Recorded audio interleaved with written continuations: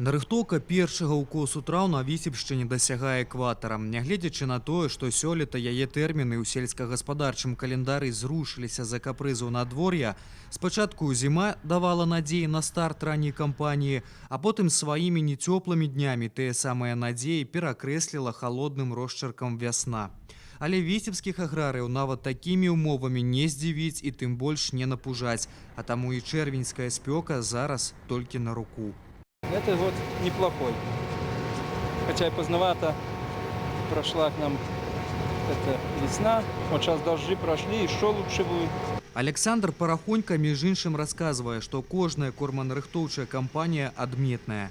А ён са сваім багатым вопытам работы ў сельскагаспадарчай галіне ведае гэта як ніхто іншы у прафесіі 3 дзясяткі гадоў.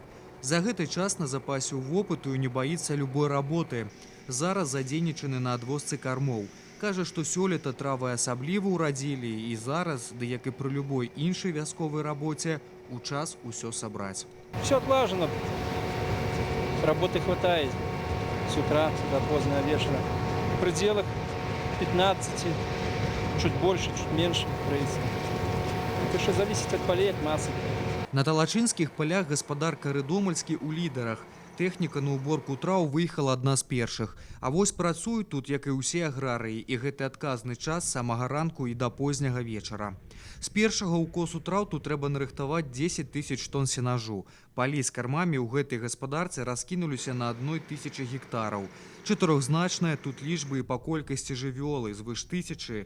Рыдомальскі спецыялізуюцца на мясамалочнай жывёлагадоўлі. Тут ведаюць тое, што ў карову на языку, тое потым будзе і па малаку. Таму падыход да корманарыхтоўчай кампаніі з усёй адказнасцю. Мы заготовили порядка 3000 тонн сенажа.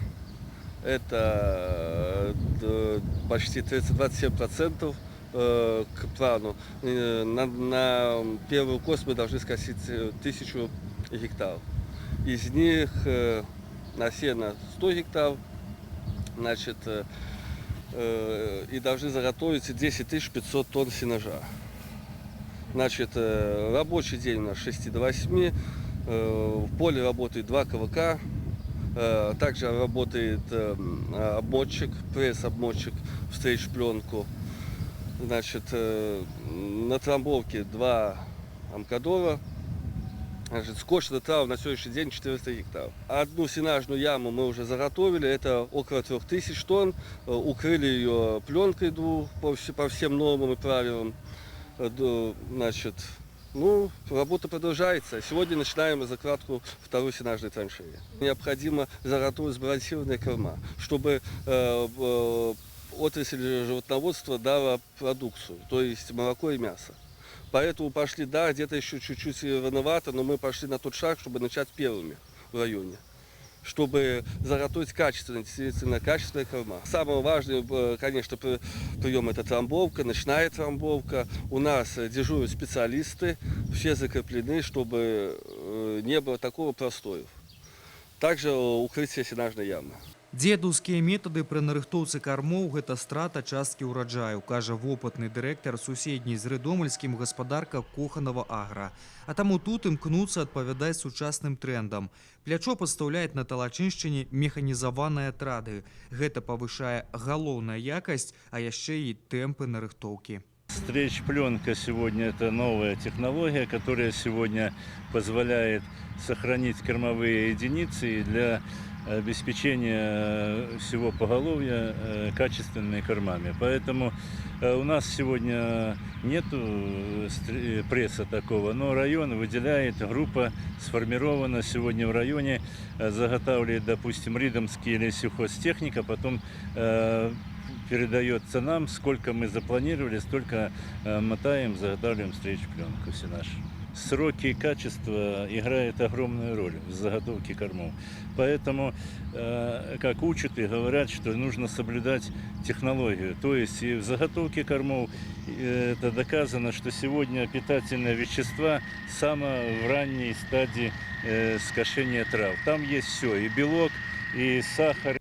Дарэчы, усяго ў вобласці арганізаваны каля 270 механізаваных атрадаў. Як правіла, у іх склад уваходзіць касілка, граблі і прэс-падборшчык.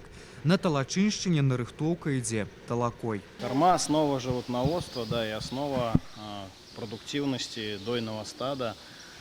Значит, качественная корма. Мы в этом году планируем, значит, заготовить порядка 100 тысяч тонн сенажа, значит, и не менее 80%, чтобы было первоклассных кормов. Для этого сегодня в районе, значит, строятся и новые сенажно-силосные траншеи, где-то проводится их реконструкция, чтобы у нас сенаж весь ляжет в качественно подготовленные и построенные траншеи. Вот как на примере данного предприятия. Значит, отслеживается, у нас создано 4 технологические группы по качеству заготавливаемых кормов. Постоянно идет мониторинг сельхозпредприятий по поводу именно качественной закладки, где четко контролируется выполнение технологического регламента. Это включает дневной контроль и ночной контроль. Поэтому все нацелены на качество. Что дает сегодня качество? Качество дает увеличение, естественно, продуктивности и значит, животных и, естественно, молоко. Мы стремимся не менее 80-90%. Сегодня не процентов, а 72% от всего надоенного молока в целом по району мы сдали сортом экстра. Значит, этот показатель за летний период мы планируем увеличить до 90%, потому что у нас 2 комплекса на круглогодичном стойловом содержании, все остальное дойное поголовье в поле. Поэтому в поле получить экстра гораздо проще, легче. И мы это уже видим по первому месяцу летнепазвичное содержание, что процент экстра у нас вырос, значит, по сравнению с зимнестойловым периодом. У цэлым жа ў Віцебскай вобласці сёлетняя задача па нарыхтоўцы кармоў засталася на ўзроўні мінулага года. Асноўную масу павінны назапасіць за першы ўкос. Спецыялісты запэўніваюць, што менавіта першыя травы валодаюць самымі карыснымі рэчывамі.